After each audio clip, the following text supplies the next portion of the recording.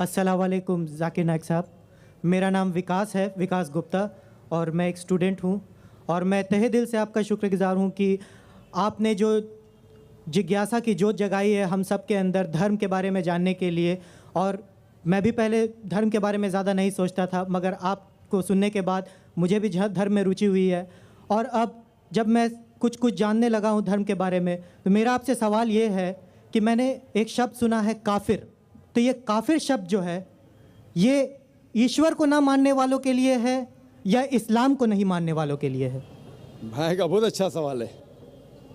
सवाल तो हमेशा पूछता है काफिर क्या, इसका सवाल ज़रा और अच्छा है माशाल्लाह भाई साहब का, कि काफिर का मतलब वो जो ईश्वर को नहीं मानता है, कि काफिर का वो मतलब है जो इस्लाम को नहीं मानता है। काफिर का सही मतलब है जो सही ईश्वर को नहीं मानता है। अगर आप गलत ईश्वर को मानते तो भी काफिर है। और सही ईश्वर का मतलब आपको इस्लाम में ही मिलेगा। इस्लाम के मानी है अपनी ख्वाहिशें ईश्वर के हवाले करना। तो वो आदमी जो अपने ख्वाहिशें ईश्वर के हवाले नहीं करता है उसे कहते काफिर।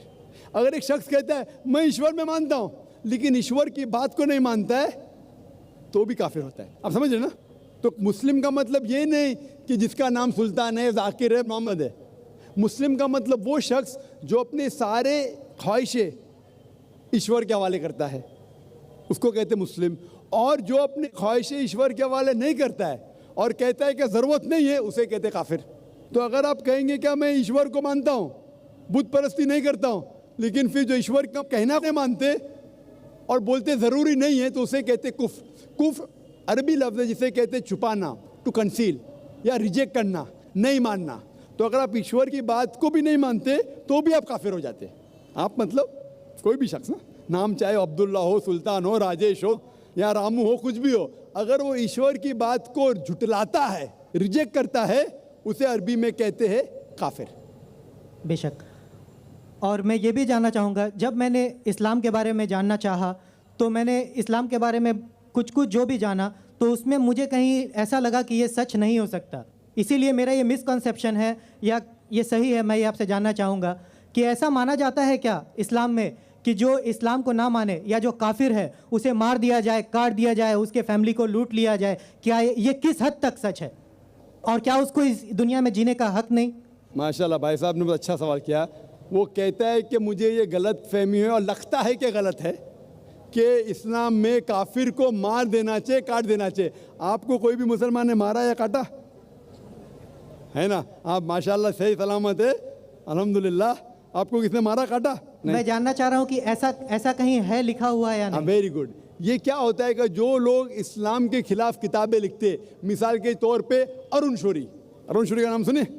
अरुण शौरी जो मिनिस्टर था चंद साल पहले, बहुत किताब लिखता है इस्लाम के खिलाफ, बहुत मशहूर है इस्लाम के खिलाफ। लोग क्या करते, कुरान मजीद की आयत उठाते, आउट ऑफ कॉन्टेक्स्ट, पस मंजर के खिलाफ लिखते, और एक आयत जो बहुत इस्लाम की क्रिटिक उछालते, वो सूरह तौबा की आयत, सूरा नंबर 9 आयत नंबर 5, और लिखते हैं कि कुरान में लिखा है जहाँ भी आप काफिर को पाएंगे, इनटू ब्रैकेट्स हिंदू, आप उनका कत्ल करो।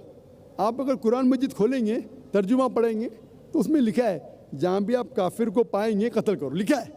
लेकिन ये आउट ऑफ कॉन्टेक्स्ट है, पस मंजर के खिलाफ है। पस मंजर जानने के लिए आपको आयत नंबर पहले से पढ़ना पड़ेगा। सूरह तौबा सूरा नंबर 9 आयत नंबर 1 से पढ़ेंगे। वहाँ लिखा हुआ है कि मुस्लिम और मुशरिक मक्का के, उनके बीच में एक पीस ट्रीटी थी, एक सुलह थी। ये पीस ट्रीटी, ये सुलह एक तरफा मुशरिकों ने तोड़ दिया मक्का के। जब अल्लाह ताला आयत नंबर 5 पे आते तो कहते हैं कि हम तुम्हें 4 महीने का वक्त देते हैं, 4 महीने की मोहलत, आप सुधर जाओ वरना ऐलान जंग। आपने सुलह की थी, आपने सुलह को तोड़ी, 4 महीने का वक्फा, सुधर जाओ वरना ऐलान जंग।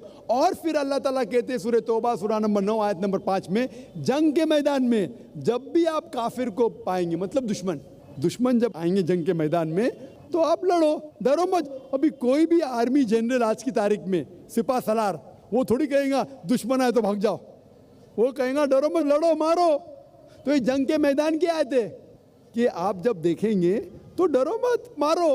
जंग के मैदान में जब काफिर तुम्हें हमला करने आ रहे, मारो। और अरुण शौरी आयत नंबर 5 से उड़ी मारते आयत नंबर 7 में। उसने किताब लिखी वर्ल्ड ऑफ फतवास इस्लाम के खिलाफ। आयत नंबर 5 से जब मारते आयत नंबर 7 पे, 5 के बाद क्या आता है? 6 को खा जाते। क्यों? 6 में उसका जवाब है, उसके बीमारी का जवाब है। आयत नंबर 6 में सूरह तौबा के अल्लाह ताला फरमाते कि अगर कोई काफिर सुलह चाहता है उसे छोड़ मत दो, उसे ऐसी अमन के जगह पर महफूज पहुंचाओ। क्या कहता है अल्लाह ताला? अगर कोई काफिर सुलह चाहता है, अमन चाहता है, उसे छोड़ मत दो, उसे संभाल के हिफाजत के साथ महफूज जगह पे जाके छोड़ो। Escort him to a place of security. आज का सिपा सलार सबसे दयालु क्या बोलेगा? दुश्मन को जान दो। यहाँ अल्लाह ताला कहते सिर्फ छोड़ो मत, ऐसी जगह पे लेके जाओ हिफाजत के साथ जहां वो महफूज है। समझ रहा? तो ये कुरान के आयत है। तो इन लोग पसे मंदर के खिलाफ कोट करते, और जहां भी जिहाद के आयत है, जंग के मैदान में जब आप मिलते गैर मुस्लिम से, वो आपको कत्ल करना है, कत्ल करो। उसके बाद फौरन आप पढ़ेंगे सूरह अनफाल सूरह नंबर 8 आयत नंबर 60 के बाद 61 में लिखा है अमन बेहतर है। महाभारत में कत्ल करने के कितने श्लोक आते? कितने? हजारों, कुरान से कई ज्यादा। तो महाभारत जानते हैं आप ना? जब मैं हिंदू से पूछता हूं महाभारत में झगड़ने के कितने, लड़ने के कितने श्लोक है, तो वो हिंदू मुझसे कहता जिहाद है के खिलाफ मैं कुछ नहीं कह रहा, क्योंकि हमारे धर्म में भी धर्म युद्ध है। सुनिए मेरी बात ना, धर्म युद्ध है बराबर। तो हिंदू मुझसे कहता है ये जो धर्म युद्ध है क्या है? बातिल के खिलाफ है। वो बातिल को झगड़ने का लिखेला महाभारत में। तो मैं कहता हूँ कुरान में भी वही लिखा है, किसका कत्ल करो? जो धर्म के खिलाफ है। आप समझे ना? धर्म युद्ध मतलब हक और बातिल के खिलाफ झगड़ा। तो बातिल को कत्ल करने का लिखा गया महाभारत में, वही लिखा है कुरान में। और भगवत गीता, भगवत गीता जानते? सबसे ज्यादा पढ़ी जाने वाली किताब भगवत गीता। श्री कृष्ण अर्जुन को सलाह देते हैं। अब जब भगवत गीता पढ़ते हैं चैप्टर नंबर 1 भाग नंबर 1 श्लोका नंबर 42, 43, 44, 45, उसके अंदर अर्जुन कहता है, झगड़ा होता है अर्जुन पांडवास और कौरवास। पांडवास 5 भाई, कौरवास 100 भाई। अर्जुन जंग के मैदान में हथियार को जमीन पे रखता है और कहता है मैं जंग के मैदान में निहत्था मरना पसंद करूंगा बनिस्बत अपने रिश्तेदार से झगड़ा करूं। उसके फौरन बाद चंद श्लोक बाद भगवत गीता भाग नंबर 2 श्लोका नंबर 2 और 3 में श्री कृष्ण कहते, क्या कहते? ए अर्जुन, तू बुज़दिल कब से हो गया? ये गलत ख्यालात तेरे दिल में आए कैसे? तू नपुंसक कैसा हो गया? इंपॉर्टेंट। श्री कृष्ण अर्जुन को क्या बोलते हैं? इंपॉर्टेंट, नपुंसक। कौन कह रहा है? श्री कृष्ण अर्जुन से। बुज़दिल कब से हो गए? क्षत्रिय का धर्म है लड़ना। फिर भगवत गीता भाग नंबर 2 श्लोका नंबर 31, 32 और 33 में कहते क्षत्रिय का धर्म है लड़ना। अगर आप नहीं लड़ेंगे तो आप सफलता पाएंगे नहीं। क्षत्रिय वो खुश नसीब है जिसे लड़ने का मौका मिलता है। और अक्सर लोग कहते हैं, एतराज़ करते हैं, इस्लाम के दुश्मन, क्रिटिक्स, हमारे अल्लाह के रसूल ने एक हदीस में कहा था कि जिहाद के मौके पे जब मुजाहिद जंग के मैदान में जाता है, उसका कत्ल होता है तो वो जाता है जन्नत में। लिखा है सही बुखारी में किताब जिहाद जिल्द नंबर 4 हदीस नंबर 46 कि जंग के मैदान में जब मुजाहिद जाता है, उसका कत्ल होता है तो वो जाता है जन्नत में।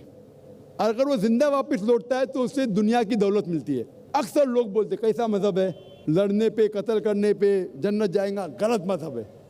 लेकिन भगवत गीता पढ़ेंगे भाग नंबर 2 मंत्रा नंबर 37, 37, श्री कृष्ण कहते हैं अर्जुन से, ए अर्जुन उठ के लड़।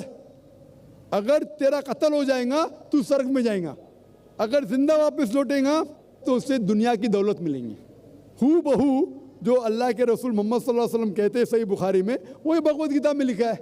तो अरुण शूरी जब तनकीद करता है कुरान के बारे में, उसने खुद अपनी भगवत गीता पढ़ा ही नहीं। अरुण शूरी ने महाभारत भी शायद नहीं पढ़ा। अगर महाभारत और भगवत गीता पढ़ा होता तो कुरान में मिस्टेक निकालता ही नहीं। अब समझ रहे? तो ये में मिस्टेक नहीं निकाल रहा। मैंने कब का आप निकाल रहे भाई? मैं अरुण शूरी की बात कर रहा हूँ, मैं अरुण शूरी की बात कर रहा हूँ। तो मैं आपको जवाब दे रहा हूँ, आपने बिल्कुल सही फरमाया कि ये गलत फहमी है कि लोग कहते हैं कि इस्लाम में लिखा हुआ है कि काफिर का कत्ल करो। ये कहाँ नहीं लिखा है? ये लिखा है जंग के मैदान में। तो आपने जो सवाल किया था कि कुरान में ऐसा नहीं लिखा है काफिर को कभी मारो, तो इतने मुसलमान आपको छोड़ते थे क्या? छोड़ते थोड़ी थे। ये गलत फहमी है, आप समझे ना? तो ये गलत फहमी है कि जहाँ भी काफिर मिले कत्ल करो, ऐसा नहीं। ये जंग के मैदान में जब आपको लड़ने के लिए आ रहे, आपको मारने के लिए आ रहे, तो आप उनको मारो, ये है। Hope that answers the question. Mic number 3 से खातून सवाल करें। I'm Mrs. Hilary Phang, and this is the second question I want to ask you. That I've seen on the QTV, you're preaching very well and you're very convincing. But one thing that I have noticed in you, that you always say these words, do not criticize, but you do criticize yourself. America's this, America's that. So what is good for the goose is good for the gander. You should never criticize yourself. When you're preaching, do not criticize. Sister has asked a question. She said she sees me on QTV. She's impressed with my talk. But one thing she has objection. I say don't criticize. Never did I say that don't criticize. I say that when I'm giving a talk on similarities, I'm not criticizing. I never tell people should not criticize. The Quran says if people are wrong, correct them. When I have to correct them, I have to criticize them. I never said that I don't criticize. What I say that normally when I'm giving a talk on Islam and comparative religion, that time my main aim is not to criticize. So when I'm speaking about America, America is not a religion. America is bad, I have to say it is bad. If I don't say, then I'm not a good Muslim. Quran says in Surah Isra, chapter number 17, verse number 81, وَقُلْ جَالْ حَقُّ وَذَاقَ الْبَاطِلِ إِنَّ الْبَاطِلَ كَانَ زَهُوقًا. When truth is heard against falsehood, falsehood perishes. For falsehood is by its nature bound to perish. So we have to speak the truth. Jesus Christ, peace be upon him, said in the Gospel of John, seek ye the truth and the truth shall free you. So we have to speak the truth, sister. At the same time, we should not go out of the way to criticize any religion. But when we are asking a person to come on the straight path, he may think it's a criticism which Islam gives permission, even Bible gives permission, sister. So please don't misunderstand. I never said no one should criticize. But many a time when I give my talk, my aim is not to criticize. My aim is to come to common terms, sister. Hope that answers the question. मैं रिंटा सरदार, मैं सत्रागाछी से आया हुआ हूँ। मेरा question है, अपना पेशा बतलाएं। मैं एक व्यवसायी हूँ। जाकिर नायक से मेरा क्वेश्चन है, हर धर्म में ये बोला गया है शादी करने के लिए लड़का और लड़की को प्राप्त वयस्क होना चाहिए, यानी बालिग। तो दिखा गया है और ये भी कहा गया है मुस्लिम लोगों के लिए कि मुस्लिम लड़का और लड़की को शादी करने के लिए घर के बुजुर्ग से इजाज़त लेना पड़ता है। मगर अक्सर देखा जाता है कि ये बालिग घर से भाग के अपना बुजुर्ग से इजाज़त ना लेके दूसरी जगह जाके शादी करता है, और वो शादी होता है किसी मस्जिद या किसी इमाम के पास। ये सही है या गलत?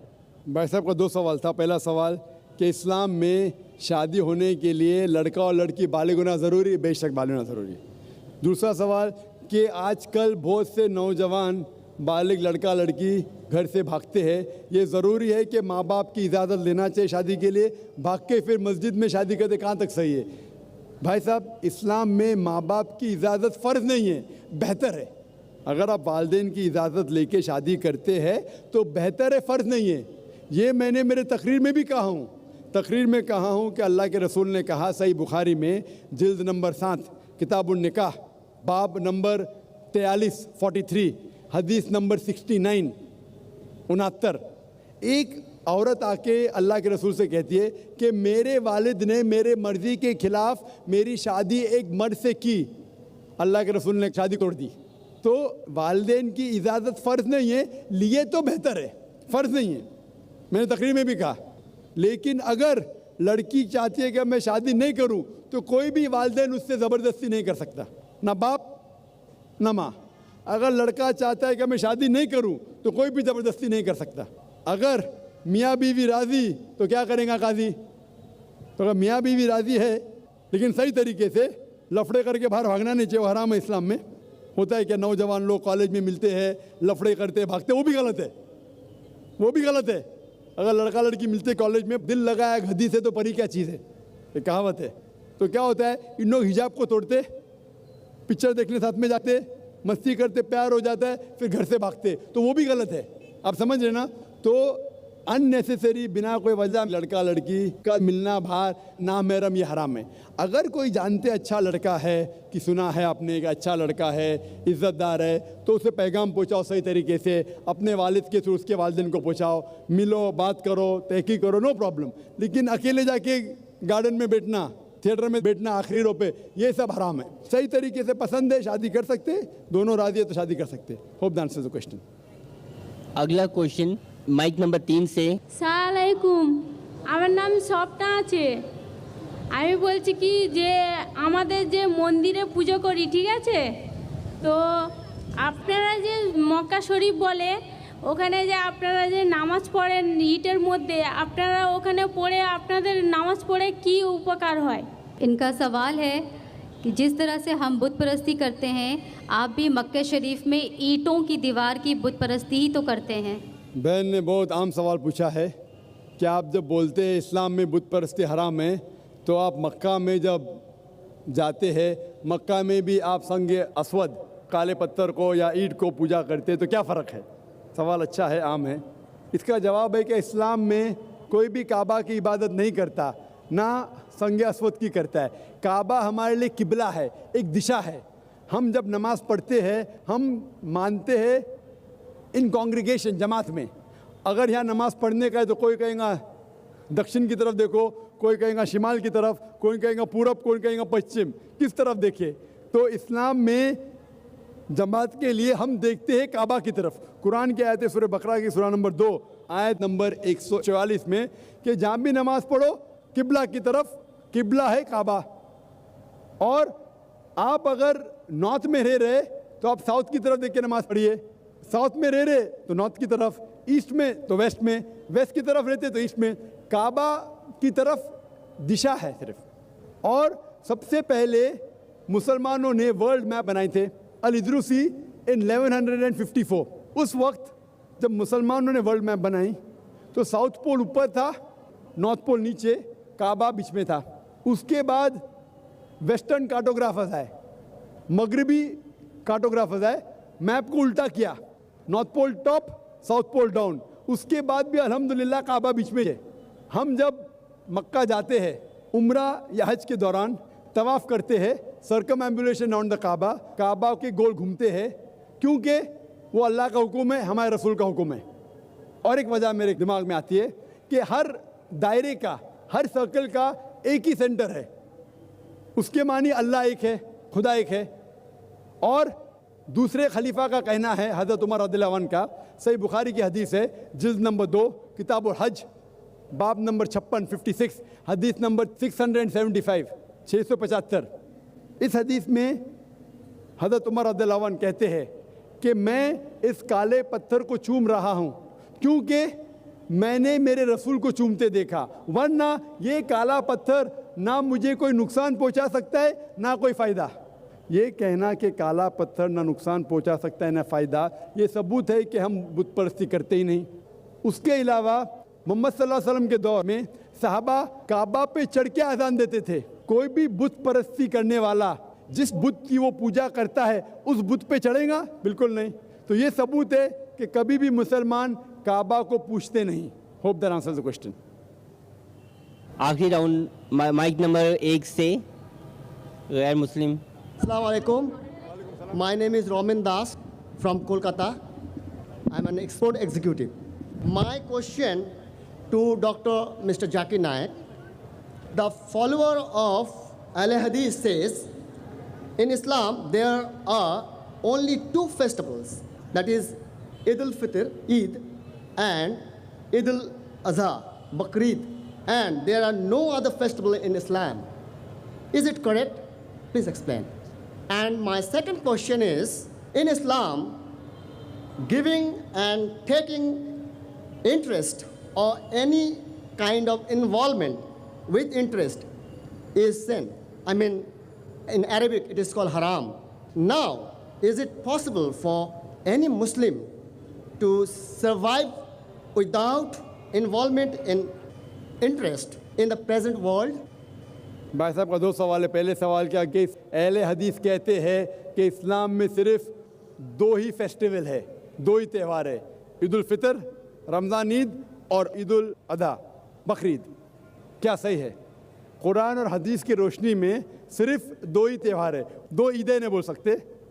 एक है ईद उल फितर जो रमज़ान महीने के बाद आती है, नया चांद दिखने के बाद। उसी तरीके से ईद उल अज़हा चांद दिखने के 10वें तारीख को आती है। ये दो ही त्यौहार है। उसके बाद जितने भी त्यौहार है वो कल्चरल है, depending upon the country and the area. But इस्लाम में कुरान हदीस की रोशनी में सिर्फ दो त्यौहार है। आपका दूसरा सवाल कि इस्लाम में इंटरेस्ट, रिबा लेना देना हराम है, और अगर हराम है तो आज की दुनिया में एक इंसान कैसे रह सकता है, कैसे जी सकता है? कुरान में तकरीबन 8 जगह जिक्र आता है रिबा का, और कई जगह कहा गया हराम है। और खुसूसन सूरह बकरा में सूरह नंबर 2 आयत नंबर 278 और 279 में अल्लाह ताला फरमाते हैं कि if you give up not your demands of रिबा take notice of a war from अल्लाह एंड हिज रसूल। अगर आप रिबा को नहीं छोड़ेंगे तो अल्लाह और रसूल आपके साथ जंग करेंगे। यानी रिबा लेना हराम है। क्यों हराम है? आप मेरी तकरीर सुनिए। Interest free economy promulgated by the कुरान। आप कहते हैं कि आज की तारीख में, आज के माशरे में क्या रिबा के बिना इंसान जी सकता है? मैं जी रहा हूँ आपके सामने, मैं रिबा लेता भी नहीं, देता भी नहीं, सख्त खिलाफ हूँ। अरे भाई आप बोले इंसान को दुनिया में इंटरेस्ट के बिना रहना पॉसिबल है, मैं नहीं ले रहा हूँ। और अल्हम्दुलिल्लाह कई मुसलमान नहीं लेते। मैं ये भी जानता हूँ कई मुसलमान लेते वो हराम करते। रिबा लेना और देना, taking interest and giving interest is haram. It is one of the biggest sin in Islam. Interest is prohibited, riba is haram. For more details, refer to my video cassette, Interest Free Economy Promulgated by the Glorious Quran. Hope that answers the question. दूसरी सवाल भी mic number 3 से। My name is Pragati Jaiswal and I'm pursuing MBA right now. Well, as for basically I belong from Hinduism, but I believe in humanism. So that is why my question is, like, if I have to marry a Muslim, and should I need to convert it to Muslim or Islam? Sister said that though she is a Hindu, she believes in humanism. और अगर उसे शादी करने का मुस्लिम के साथ, I'll go back to Urdu because it's Urdu crowd. सवाल था कि अगर उसे मुस्लिम से शादी करना है तो क्या ज़रूरी है कि वो इस्लाम कबूल करे? सिस्टर, अगर आप कहते हैं कि आप ह्यूमैनिज़म, इंसानियत में मानते हैं, तो इस्लाम में सबसे पहला चीज़ है क्या? इंसानियत होना चाहिए आप में, नंबर 1। और एक चीज़, अगर गाड़ी चल रही है, एक चाक गाड़ी का ट्रैक्टर का है और एक चाक साइकिल का है, तो गाड़ी चल सकती क्या? एक ट्रक का चाक है, एक साइकिल का है, तो गाड़ी चल नहीं सकती। चारों पहिए यकसा होना चाहिए तो गाड़ी चलेंगी। तो इस्लाम के अंदर है कि बुत परस्ती गलत है, एक खुदा को मानो, मोहम्मद सल्लल्लाहु अलैहि वसल्लम को मानो। अगर Sorry to interrupt you, but I would like to say that I do not believe in idol worship. I believe in one supreme power, that is you call it Allah, I call it Bhagwan. Hinduism में भी लिखा हुआ है कि भगवान एक है, बुत परस्ती गलत है। हिंदुइज्म में और भी लिखा हुआ है, हिंदुइज्म पढ़ेंगे तो आपको मानना पड़ेगा कि एक आखिरी पैगंबर आने वाले हैं जिसका नाम है मोहम्मद सल्लल्लाहु अलैहि वसल्लम। तो अगर आप सच्चे इंसान हैं तो ईश्वर के अलावा, एक खुदा के अलावा आपको आखिरी पैगंबर में भी मानना पड़ेगा, और आखिरी पैगंबर को जो किताब नाजिल की उसको भी मानना पड़ेगा। आप अगर चाहे आपका नाम मत बदलो, मुझे इतराज़ नहीं है, लेकिन आपको एक खुदा में मानना पड़ेगा, आखिरी पैगंबर में मानना पड़ेगा, आखिरी पैगंबर की किताब में मानना पड़ेगा। यही सही इंसानियत है। इंसानियत के लिए आपको इंसान के बनाने वाले भगवान को मानना चाहिए। पहले ये तहकीक करना चाहिए कि भगवान की किताब कौन सी है। आप जब तहकीक करते हैं तो पता लगता है कि भगवान की कई किताबें आ चुके हैं, आखिरी किताब है कुरान मजीद। अगर आप सच्चे इंसान हैं तो आपको आखिरी पैगाम जो खुदा का है, ईश्वर का है, भगवान का है, अल्लाह का है, उसको आपको मानना पड़ेगा, और उसके आखिरी भेजे हुए पैगंबर को भी मानना पड़ेगा। अगर आप इसको मानते हैं तो आप सच्चे इंसान हैं। और अरबिक में आपको कहा जाएगा मुस्लिम। आपको नाम बदलने की ज़रूरत नहीं, फिर ही आप सच्चे इंसान हैं। अगर आप सिर्फ एक खुदा में मानते और बुत परस्ती नहीं करते तो आप आधा काम कर रहे, पूरा नहीं कर रहे। Hope that answers the question. अगला सवाल माइक नंबर 3 से। Yes, sir. Actually, what you said, that was not my question. I was not asking something to say similarities between Hinduism or Islam. My question was, the girl needs to convert or not. If the girl is not converting, why there is issues have been Sister, I think I gave the answer. You didn't understand Hindi. I'll give it in English. I told you, you said you're a good human being. to be a good human being, you don't only have to believe in one God, you have to follow His commandments. If you follow the commandments, you also have to believe in the last messenger, Prophet Muhammad, peace be upon him. If you do not believe, that means you are not a very good human being. I told you that a car cannot run with one wheel being of a truck and the other being of a cycle. How will the vehicle run?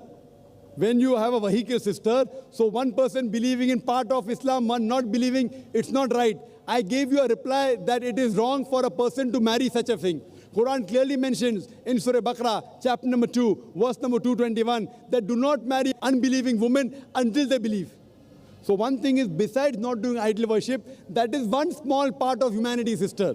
You also have to believe in the last and final messenger, Prophet Muhammad, peace be upon him. If you do not believe, that means you are not a complete good human being. And you cannot marry a person who believes in Prophet Muhammad, peace be upon him. This is the issue because that person who's a Muslim, he agrees with the teaching of Prophet Muhammad, peace be upon him. He'll say, do hijab. You say, I don't want to do. What will you do? There'll be a fight. He will say, don't expose your body. You'll say, I want to expose. There'll be a fight. He will say, offer prayers. You say, I don't want to offer. There'll be an argument. And surely a person would like his spouse or her spouse to go to Jannah. So imagine, I would not marry a girl who I know is not going to go to Jannah. I will surely like to marry a girl. I would like my wife to go to Jannah. So the best thing, sister, I gave you the answer which you didn't understand in Urdu. I'm repeating in English. It's compulsory for both the people should be of the same religion. Both should be Muslim. Then only can they marry. Hope that answers the question. Assalamu alaikum. My name is Dipon Chakravarti, and I am a student as well. I am pursuing graduation, and I also work in a call center. And my question is, why is it important for a woman to marry a third party if she wants to go back to her first husband after her first husband has given her talaq? भाई साहब का सवाल था कि ज़रूरी क्यों है कि अगर एक औरत अपने शोहर के साथ तलाक हो जाता है तो उसे दूसरे से थर्ड पार्टी से शादी करना ज़रूरी क्यों है पहले शोहर से वापस करने के लिए? ये सवाल है. सवाल अभी दोहरा है, जवाब दे रहा हूँ मैं. ये लोगों को गलतफहमी है कि अगर मियाँ बीवी का तलाक होता है और अगर वो फिर से शादी करना चाहते हैं, ये गलतफहमी है लोगों की कि उसको तीसरे से शादी करना फ़र्ज़ है. कुरान में साफ तौर पे लिखा हुआ है सूरह बकरा में सूरह नंबर 2 आयत नंबर 228 से लेके 242 तक तलाक के पूरा डिटेल दिए गए, किस तरीके से तलाक दिया जाता है. पहले मैंने कहा था कि आपस में समझौता होना चाहिए, नहीं होता है तो गेट एन आर्बिट्रर, एक बड़े को बुलाओ, शोहर की तरफ से बीवी की तरफ से समझौता करो. नहीं होता है तो तलाक बोलने के बाद इद्दत के 3 माह है. कुरान में लिखा है सूरह बकरा सूरह नंबर 2 आयत नंबर 228 के 3 माह, 3 महीने, 3 menstrual cycle is the period of waiting इद्दत. 3 महीने के बाद the divorce is completed. लेकिन 3 महीने के दरमियान अगर मियाँ बीवी वापस में रुजू होना चाहते तो हो सकते, तलाक नहीं होता है. लेकिन अगर 3 महीने तक रुजू नहीं होते और अलग हो जाते और 1 साल बाद उन्हें ख्याल आता है अरे हमने गलत किया, हम फिर से शादी करना चाहते, तो कुरान की आयत है सूरह बकरा सूरह नंबर 2 आयत number 232, do not prevent the women from marrying the former husband. आप औरतों को अपने पुराने शोहर से शादी करने से मत रोकिए. तो वो औरत फिर से अपने पहले शोहर से शादी कर सकती है, लेकिन नया निकाह नया महर, न्यू मैरिज न्यू महर. No no no, what you are saying is a misconception. I will come to it. लोग समझते हलाला की ज़रूरत है, हलाला जैसी कोई चीज़ कुरान में है नहीं, मैं उसके ऊपर आऊँगा. लेकिन फिर से शादी करने के बाद फिर से इन लोग ज़िंदगी बसर करते हैं. 3-4 साल बाद फिर से कुछ नाइत्तेफाकी होती है, फिर से तलाक. वही तरीके से समझौता करो, बड़े को लेके आओ, तलाक बोलो, 3 माह रुको, फिर जाओ. फिर से 2 साल बाद याद आता है नहीं वापिस से रहेंगे, फिर से शादी कर सकते, फिर निकाह, फिर महर, फिर से झगड़ा होता है. फिर तीसरी बार अगर तलाक होता है तो अल्लाह ताला फरमाते सूरह बकरा सूरह नंबर 2 आयत नंबर 230 में कहते कि तीसरी बार अगर तलाक देंगे तो फाइनल. इसके बाद आप फिर से मियाँ बीवी ने बन, जब तक आप थर्ड को नहीं मैरी करें. इसमें क्यों? ये शादी ब्याह गुड्डा गुड्डी का खेल थोड़ी है. बचपन में गुड्डा गुड्डी का खेल में शादी करो फिर से तलाक दो, एक दिन में 10 बार शादी कर सकते, बराबर ना. ये जिंदगी गुड्डा गुड्डी का खेल थोड़ी है. 3 महीने लगता है तलाक के लिए, इतना टाइम लगता है. प्राइवेट मीटिंग, फिर बड़े लोग से मीटिंग, फिर 3 माह, फिर जुड़ो, प्यार से, एक दूसरे पे कीचड़ मत उछालो, फिर शादी करो। मैंने मेरी ज़िंदगी में किसको भी नहीं देखा जो सही तरीके से तीसरी बार तलाक हुआ, मैं देखा नहीं अभी तक के। एक बार हुआ देखा होगा, 2 बार, तीसरी बार तो देखा ही नहीं मैं। ये अगर आप गुड्डा गुड्डी का खेल करते तो फिर एक बार आपने रिजेक्ट किया, 2 बार रिजेक्ट किया, 3rd बार फाइनल, फिर आप दूसरे से शादी करो। आप प्लान नहीं कर सकते, आप दूसरे से शादी करो और रो। और फिर पता लगा आपको, मैं पहले शोहर से नाराज थी, सिर्फ दिन में 6 घंटा देते थे, ये नया शोहर तो 2 घंटा देता है, तो पहला वाला अच्छा। नो, दाल आटे का भाव मालूम पड़ेगा। मेरी माँ मुझसे कहती थी मार्केट जाएंगे तो दाल आटे का भाव, दाल और आटे का भाव, आप समझे ना।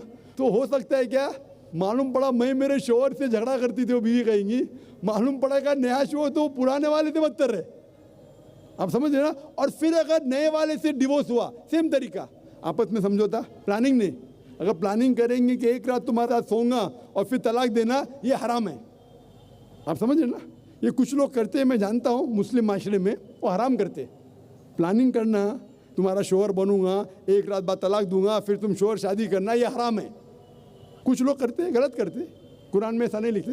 तो अगर तीसरी बार तलाक के बाद या पहली तलाक के बाद भी, पहले बार तलाक दिए, दूसरे से शादी किए, फिर पता लगा सही नहीं, तो वापस जा सकते, आप समझे ना। तो ये जो है ज़रूरी है 3rd पार्टी के पास जाना, अगर 3 बार सही तरीके से तलाक हो तो इस्लाम में इतनी छूट है माशाअल्लाह, और इतना सही मजहब है, it's the most practical way of life. Hope that answers the question. बिस्मिल्लाहिर्रहमानिर्रहीम, अस्सलामु अलैकुम व रहमतुल्लाहि व बरकातुहू। My name is Zahid Ehsan. By profession, I am a tailor. My question is Muslim woman is liable for the maintenance long life after divorce? भाई साहब का सवाल है कि इस्लाम में ख़वातीन को तलाक के बाद, डिवोर्स के बाद लाइफ लॉन्ग मेंटेनेंस मिलता है क्या? इस्लाम में जो हुकूक है ख़वातीन के, वो अल्हम्दुलिल्लाह इतने अच्छे हैं कि तुम्हारे लाइफ लॉन्ग मेंटेनेंस से अच्छे। इंडियन लॉ में लाइफ लॉन्ग मेंटेनेंस है। कुछ साल पहले कितना देते थे? 400-500 रुपये, और कितना अभी ज़रा बढ़ गया होगा। वो क्या है? इस्लाम में महर है। महर मतलब शादी के टाइम पे ही महर मुकर्रर कर सकते। कुरान की आयत है कि आप सोने का पार्ट भी दे सकते। कौन से इंडियन कोर्ट में सोने का पार्ट देते? Life long maintenance. तो इस्लाम के अंदर महर है। महर की कई वजह हो सकती। वो महर लेके अपने वालिदैन को दे सकती है, अपने लिए फ्यूचर की रह सकती है, तलाक के बाद काम आ सकता है। लेकिन जब तलाक होता है तो इद्दत के दरमियान जो 3 माह हैं उसका मेंटेनेंस शोहर देता है। अगर माँ पेट से है तो जब तक वो बच्चा जन्म देती है उस टाइम तक उसका मेंटेनेंस भी होता है। और अगर बीवी के पास बच्चे हैं तो जब तक बच्चा बालिग होता है उस टाइम तक बच्चे का मेंटेनेंस शोहर देगा। लेकिन लाइफ लॉन्ग क्यों नहीं? क्योंकि इस्लाम में महर तो उसका है, वो महर कुछ भी पूछ सकती है। अगर कम पूछी तो उसकी गलती, महर तो मिल गया है। क्योंकि डिवोर्स होने के बाद औरत वापस से नई शादी कर सकती। उसके बाद अल्लाह के रसूल कहते हैं कि सबसे बेहतरीन वो चैरिटी में जो माँ बाप अपनी डिवोर्स बेटी को अच्छे से देखभाल करते।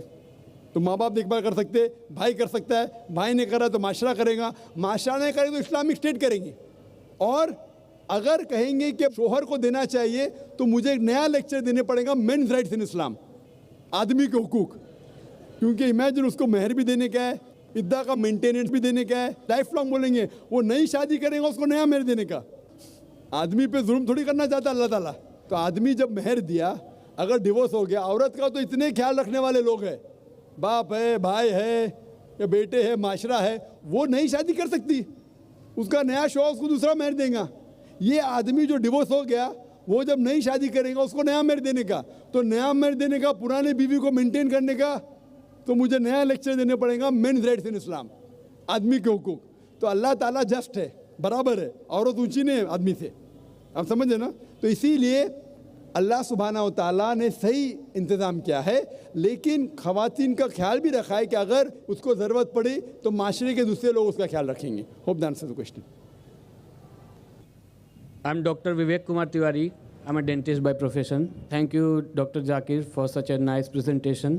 आपने आज यहाँ पे जो इस्लाम में ख़वातीन की पोजीशन की बात की, आपने कहा कि मर्दों को और औरतों को इस्लाम में बराबर का दर्जा दिया गया है। तो मैं आपसे ये जानना चाहूँगा कि एक शादीशुदा औरत अगर अपने शौहर से तलाक लेना चाहती है या उसको तलाक देना चाहती है तो उसको कितना हक इस्लाम ने दिया है? What are the rights provided by Islam to a woman for giving divorce to her husband? भाई का सवाल है कि इस्लाम में ख़वातीन का कितना हक है कि वो अपने शोहर को डिवोर्स दे सके। डिवोर्स के अगर आप अलग तरीके देखेंगे इन नटशेल, एक है by mutual consent of husband and wife, दोनों अगर चाहते हैं कि अलग हो जाए तो हो सकते हैं। तरीका मैं बता दिया हूँ, तरीका तो पहले बता दिया हूँ, लेकिन कितने डिफरेंट स्टाइल्स। तरीका तो एक ही है, लेकिन अगर मियाँ बीवी राज़ी है या नाराज़ी है उसके 5 तरीके। पहला है कि मियाँ बीवी राज़ी तो प्रॉब्लम ही नहीं। दूसरा तरीका, शोहर देना चाहता है अपने तरफ से तो उसको इख्तियार है। तीसरा, अगर निकाहनामा में लिखा हुआ है कि औरत बीवी भी देना चाहती तो दे सकती है तो वो भी दे सकती है एक तरफा, लेकिन उसको इख्तियार जब होगा शादी के वक्त। इस्लाम इजाज़त देता है कि शादी के वक्त आप कोई भी कॉन्ट्रैक्ट कर सके जो जायज़ है, जायज़ कॉन्ट्रैक्ट। मिसाल के तौर पे आप ये नहीं कह सकती जो फ़र्ज़ है वो आप नहीं कह सकती का शोर नहीं करना चाहिए, नमाज़ पढ़ना फ़र्ज़ है, वो नहीं लिख सकती मेरा शोर नमाज नहीं पढ़ना चाहिए, वो जायज़ नहीं। मिसाल के तौर पे जो हराम है वो नहीं कह सकती, शराब पीना हराम है, वो ये नहीं कह सकती कि मेरे शोहर को शराब पीना चाहिए, अलाउड नहीं। लेकिन जो ऑप्शनल है, जो मुबाह है, मिसाल के तौर पे तलाक देने का हक मर्द का है, तो ये हक अगर मर्द बोलता है कि मैं मेरी बीवी को देता हूँ, इसे कहते हैं तलाक तहफ़ीज़ या इस्मा, ये इजाज़त है। अगर शादी के निकाहनामा में औरत कहती है कि मुझे भी हक होना चाहिए तलाक देने का, तो ये भी जायज़ है। तीसरा तरीका। चौथा तरीका, अगर निकाहनामा में औरत ने नहीं लिखा और अगर वो शोहर से अलग होना चाहती तो वो शोहर से कह सकती please I want to separate, मैं अलग होना चाहती हूँ, और शोहर बोलेगा ठीक है आप मुझे नहीं चाहती, मैं आपको आज़ाद करता हूँ, इसे कहते हैं खुला। और आखिरी तरीका, अगर बीवी ने नहीं लिखा निकाहनामा में कि वो तलाक दे सकती या शोहर को कहने के बाद वो तलाक नहीं देता है, एक आखिरी तरीका है जिसे कहते हैं निकाह फस्क। अगर शोहर उस पर जुल्म कर रहा है, उसको हक नहीं दे रहा है, वो काजी के पास जाके निकाह फस्क कर सकती है, इसे कहते हैं नलिफिकेशन ऑफ मैरिज, निकाह फस्क। ये 5वां तरीका है। तो ख़वातीन के भी हुकूक है किस तरीके से वो शोहर से अलग हो सकते। Hope that answers the question. अस्सलाम वालेकुम, मैं रुखशी इलियास। मैं एक सवाल करना चाहती हूँ, specially because you're a doctor by profession, how do we Muslims justify marriage among cousins, specially in the light of the Surah Al-Ahzab, verse 50, where after mentioning the relations you can marry, it says, this privilege for thee only, not for the rest of believers.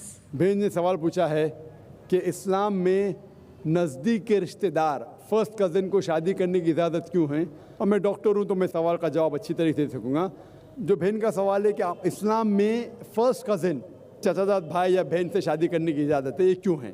Quran में जिस से मुमानियत है जो आपके लिए शादी में हराम है, उसका जिक्र कहा गया सूरह निसा में, सूरह नंबर 4 आयत नंबर 22, 23 और 24 में। मैंने पहले भी कहा हूँ कि इस्लाम में कहा गया कि आप अपनी माँ से नहीं शादी कर सकते, आपकी बहन से नहीं, आपकी बेटी से नहीं, आपके भाई के बेटी से नहीं, आपके बहन के बेटी से नहीं, आपके वालदा के बहन से नहीं, आपके वालिद के बहन से नहीं, वगैरह वगैरह। इसके अंदर चचाजाद भाई और बहन का जिक्र नहीं है, तो क्यों अलाउड है? इसे कहते हैं कॉन्सैंग्यूनियस मैरिजेस, अंग्रेजी में कहते हैं कॉन्सैंग्यूनियस मैरिजेस। आज की साइंस जो कहती है कॉन्सैंग्यूनियस मैरिज से they can be genetic problems, लेकिन गौर किया जाएगा तो आज की साइंस ये कहती है कि अगर आप अपने सगे भाई या बहन से शादी करते हैं तो बहुत इम्कानात है कि देर में भी जेनेटिक प्रॉब्लम, आपको कई बीमारियां होंगी। आपका सगा भाई सगा बहन नहीं तो भी हो सकते, लेकिन चांसेस बहुत कम है। इस्लाम में चचाजाद भाई और चचाजाद बहन या फर्स्ट कज़न से शादी करने की इजाज़त है, तो साइंस ये नहीं कहती कि फर्स्ट कज़न से करेंगे तो प्रॉब्लम होंगे, लेकिन अगर लगातार कंटिन्यूसली जनरेशन आफ्टर जनरेशन, पीढ़ी के बाद पीढ़ी करते रहेंगे तो चांसेस है कि प्रॉब्लम हो सकता है। डॉक्टर अहमद सकर अपने तकरीर में कहते हैं कि अल्लाह के रसूल ने कहा है कि जनरेशन आफ्टर जनरेशन, लगातार पीढ़ी के बाद पीढ़ी अपने फर्स्ट कज़न, चचाजाद बहन या भाई में शादी मत करो। इससे बीमारी के इम्कानात है, लेकिन एक बार करने से नहीं है। डायरेक्ट सगा बहन और भाई से करेंगे तो बीमारी होंगी, आमतौर पे नहीं होंगी। Hope the answer the question. अगला सवाल माइक नंबर 3 से, आखिरी सवाल। अभी जो मैंने सवाल किया था मैं उसी की इस्लाह चाह रही थी। मैं आपका नाम जानना चाहता हूँ। रुखशी इलियास। जी आप मुसलमान हैं? जी आप पूछिए। जी, सूर्य अल अहज़ाब में वर्स नंबर 50 में जहाँ पर मेंशन किया गया है कि prophet we have given you the opportunity to marry certain relations, उसी के आखिर में लिखते हैं कि a privilege for you only, not for the rest of believers. Can you please explain that, why not for the rest of the believers and why only for the prophet सल्लल्लाहु। बहन का सवाल है जो सूरह अहज़ाब की सूरा नंबर 33 के आयते 50, 51, 52 में लिखा हुआ है कि मोहम्मद सल्लल्लाहु अलैहि वसल्लम के लिए प्रिविलेज क्यों है? क्योंकि वो अल्लाह के रसूल थे। मोहम्मद सल्लल्लाहु अलैहि वसल्लम, इफ़ यू सी इन सूरह अहज़ाब सूरा नंबर 33 आयत नंबर 52 में लिखा हुआ है, you can not marry any other women except what you already have, neither can you exchange even if the beauty allows you। तो मोहम्मद सल्लल्लाहु अलैहि वसल्लम का दर्जा एक अलग था। जब ये आयत नाजिल हुई कि आप 4 से ज़्यादा बीवी नहीं रख सकते, मोहम्मद सल्लल्लाहु अलैहि वसल्लम के लिए स्पेशल इजाज़त थी। क्यों? क्योंकि वो अल्लाह के रसूल थे, और दूसरी तरफ अल्लाह के रसूल की बीवियों से कोई भी शादी नहीं कर सकता क्योंकि वो उम्महातुल मोमिन थी। तो द रूल्स अल्लाह मैसेंजर और उनके बीवियों के लिए कुछ रूल्स डिफरेंट है, because they were on a different level. तो अल्लाह के रसूल को कहा गया था कि अगर उनके 4 से ज़्यादा बीवी थी वो रख सकते थे, क्योंकि उनके बीवी को उम्महातुल मोमिन कहा गया था, मदर्स ऑफ द बिलीवर्स, इसीलिए उनके लिए रूल्स डिफरेंट था। वो आप पूरे कॉन्टेक्स्ट में पढ़ेंगे तो और डिटेल्स आपको मिलेंगी। Hope the answer the question. वाखिर दावाना अल्हम्दुलिल्लाह रब्बिल आलमीन।